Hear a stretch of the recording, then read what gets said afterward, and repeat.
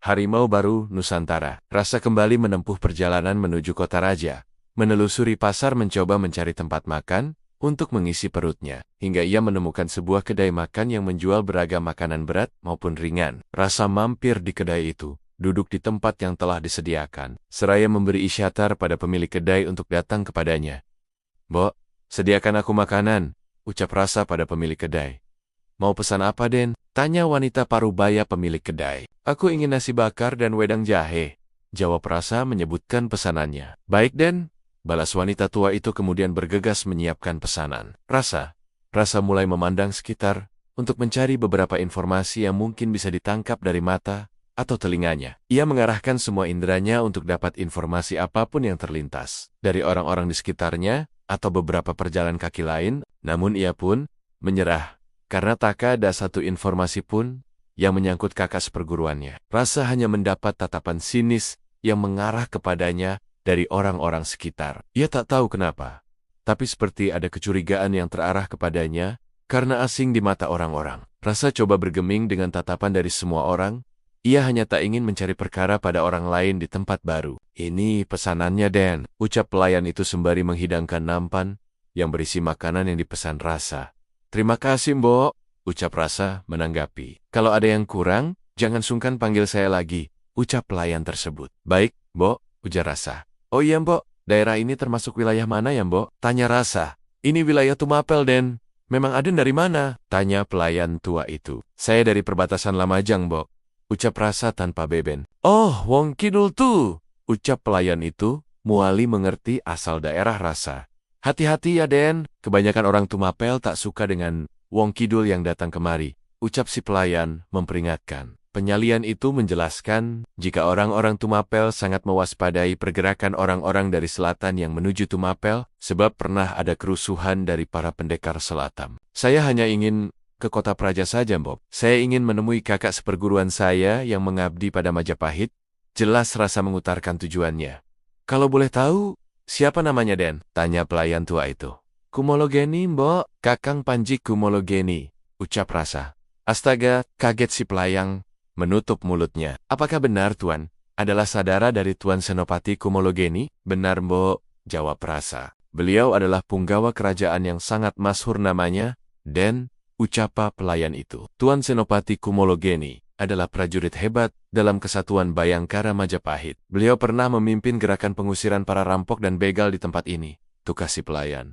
"Benarkah begitu, Mbok?" tanya Rasa. "Benar, Den," jawab si pelayan antusias. "Semua orang di Tumapel menaruh hormat pada sosok Senopati Kumologeni. Lalu, apa si Mbok tahu Kakang Kumologeni tinggal saat ini?" Rasa mencoba bertanya untuk mengorek informasi keberadaan Kumologeni. Kabarnya, Senopati Kumologeni bertempat di daerah utara Tumapel, daerah pegunungan sebelah barat dari Keraton Singasari. Namun tak ada yang tahu pasti, sebab beliau juga jarang berada di kediamnya. Sebab beliau selalu rutin ke kota raja.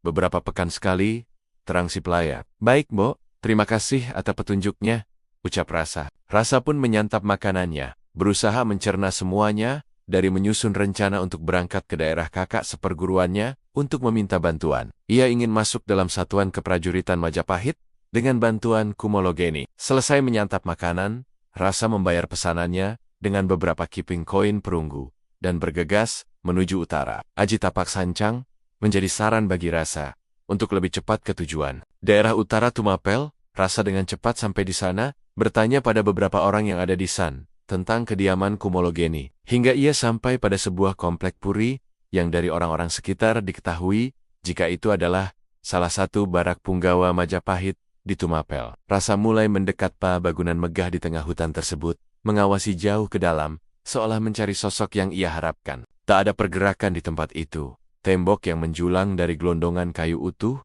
menghalangi pandangan Rasa ke dalam puri tersebut. Lalu, tiba-tiba ia diserang oleh pemuda tak dikenal dari arah samping puri. Rasa berkelebat, berkelit untuk menghindari pukulan yang menyasar padanya. Rasa memasang kuda-kuda setelah lolos dari serangan itu, memasang kewaspadaan penuh pada orang yang berdiri di hadapannya. "Siapa kau?" Seolah tak suka pada kehadiran Rasa, pemuda itu menyetak ucapannya pada Rasa. "Apa sambutan dari Wong Lor, yang selama ini terkesan sebagai kalangan terpelajar?" Memukul dulu, baru bertanya. Tanggap Rasa kesal dengan tingkah orang ini. "Tak udah basa-basi, Apa tujuanmu datang kemari? Balas pemuda itu dengan congkak. Aku hanya ingin bertemu dengan kakangku Mologeni, ucap Rasa. Aku adik seperguruannya, jawab Rasa tegas. Omong kosong, jangan pura-pura kau berdebah. Pasti kau mata-mata dari Sadeng, sergah pemuda itu. Lalu dengan langkah pasti menyerbu Rasa.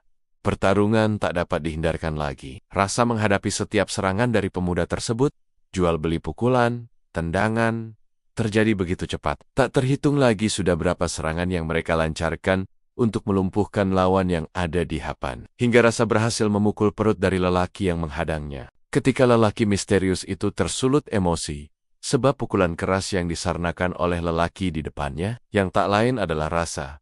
Lelaki misterius itu pun merapal aji jaya kawijayan miliknya. Ajian pamungkas yang melambari kedua tangan dari lelaki itu. Lelaki itu memasang kuda-kuda mantap, menatap tajam ke arah Rasa, bersiap untuk mengeterapkan pukulan pada Rasa. Rasa yang sadar akan tenaga dalam yang bergulung-gulung, dikumpulkan oleh lelaki di depannya, memiliki kekuatan perusak yang amat besar. Maka ia juga mengeterapkan ajian yang baru ia kuasai. Meski belum sempurna, namun ia harus menggunakan Bayu Samudra untuk menandingi pukulan lawannya. Saat mereka akan mengadu kekuatan, tiba-tiba ada seorang pria keluar dari gerbang puri yang semula tertutup rapat.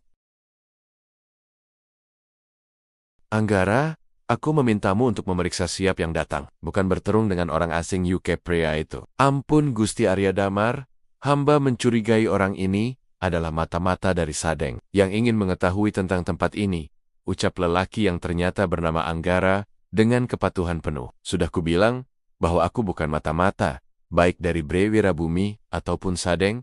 Rasa dengan cepat membantah tuduhan itu. Tujuan aku kemari adalah menemui kakak seperguruanku, Kakang Panji Kumologeni, tegas Rasa.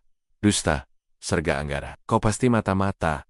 Aku bisa mengenali gelagat yang kau tunjukkan. Pakaian dan jurus-jurus yang kau gunakan mirip seperti prajurit Sadeng, tegas Anggara. Masih kekeh dengan tudingannya. Apa kebangsaan seseorang hanya dinilai dari pakaian dan cara ia membela diri Kisanak? Sanggah Rasa. Cukup, bentak pria yang disebut sebagai Arya Damar. Anggara, kau masuk sekarang, tegas Arya Damar.